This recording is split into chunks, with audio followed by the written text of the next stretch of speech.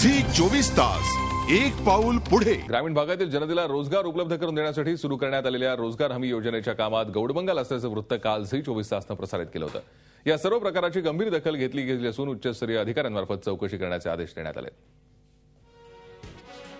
सिन्नर तालुक्यातील मानोरीसह आसपासच्या गावात रोजगार हमी योजनेच्या माध्यमातून लाखो रुपयांची कामं सध्या सुरू आहेत। मात्र या कामांमध्ये कशा पद्धतीनं गौडबंगाल सुरू आहे हे वृत्त झी 24 तासनं मंगळवारी दिवसभर सविस्तर दाखवल्यानंतर जिल्हा प्रशासनानं या सर्व कारभाराची तात्काळ दखल घेतली असून जिल्हाधिकारी आणि जिल्हा परिषदेचे मुख्य कार्यकारी अधिकारी यांच्या मार्गदर्शनाखाली याची चौकशी उच्चस्तरीय अधिकाऱ्यांच्या माध्यमातून केली जाणार आहे। जिल्हाधिकारी साहेब आणि माननीय मुख्य कार्यकारी अधिकारी जिल्हा परिषद नाशिक यांच्याशी संपर्क साधून सदर प्रकरणाची दखल घेऊन सदर प्रकरणामध्ये तात्काळ चौकशी करण्याचे आदेश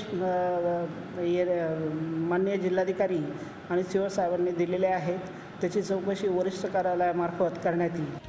रोजगार हमी योजनेच्या माध्यमातून राज्यात कोट्यवधी रुपयांची कामं सुरू आहेत। यात नाशिक जिल्ह्यातील आदिवासी अतिदुर्गम तालुक्यासह दुष्काळी तालुक्यातील गावांचा भरणा अधिक आहे। स्थलांतर थांबवणं, राहणीमानाचा स्तर उंचावणं, रोजगार उपलब्ध करून देणं आणि मजुरांना वेतन देणं यासाठी नियम आहेत।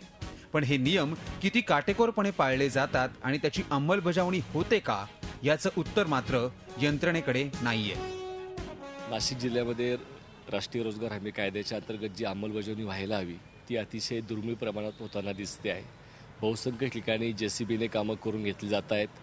तक्रार केल्यावरती ग्रामरोजगार सेवकांनाच कामावरून कमी करण्याचे प्रयत्न होत आहेत। हा दोडी निमून रोड आहे, याला जवळजवळ 5-5.5 लाख रुपये मंजुरी आहे आणि ती जेसीबीने अवघी 2 ते 4 दिवसात केलेली।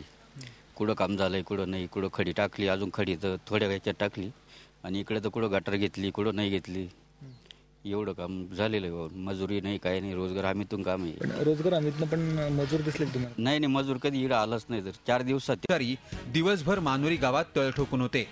अधूनमधून धावती भेट देणाऱ्या अधिकाऱ्यांनी तत्परतेनं ग्रामस्थांच्या भेटी घेऊन रोजगार हमी योजनेच्या कामावर काम करत असल्याचे जबाब ग्रामस्थांकडून लिहून घेतले। खुद्द पंचायत समितीच्या अधिकाऱ्यांनीच दूरध्वनी करून झी 24 तासला ही माहिती दिली। सरकारी अधिकाऱ्यांनी एवढी तत्परता या आधीच दाखवली असती तर थेट मुख्यमंत्र्यांपर्यंत तक्रार करण्याची वेळ ग्रामस्थांना आली नसती। आता या सर्व प्रकरणाचा चौकशी अहवाल काय यायचा तो येईल। जे दोषी असतील त्यांच्यावर कारवाई देखील होईल। मात्र निदान इथून पुढे तरी खऱ्या लाभार्थींना सरकारी योजनेचा लाभ वेळेतच मिळावा एवढीच अपेक्षा व्यक्त होते। व्हिडिओ जर्नलिस्ट लोकेश माईसह मुकुल कुलकर्णी, झी 24 तास, नाशिक। झी 24 तास एक पाऊल पुढे।